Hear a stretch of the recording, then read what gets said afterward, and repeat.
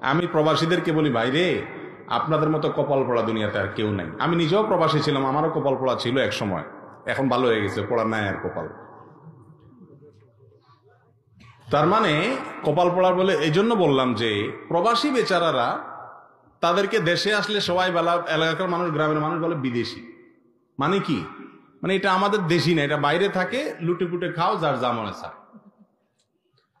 আর যখন সৌদি আরব যায় বা মিডিল ইস্টে যায়, বিদেশে যায়, ওখানকার লোকেরা বলে হাজা আজনবী। বুঝলেন হাজা আজনবী মানে? মানে এ বিদেশি। তো আমি বলি, আপনাদের দেশ কোথায়? আপনাদের দেশ হলো আকাশের উপরে, যতক্ষণ বিমানে থাকেন ওইটাই আপনাদের দেশ। সৌদি আরব গেলে সৌদিয়ানরা দেখা বলে হাজা আজনবী, এটা বিদেশি। আবার দেশে আসলে গ্রামের মানুষ বলে বিদেশি।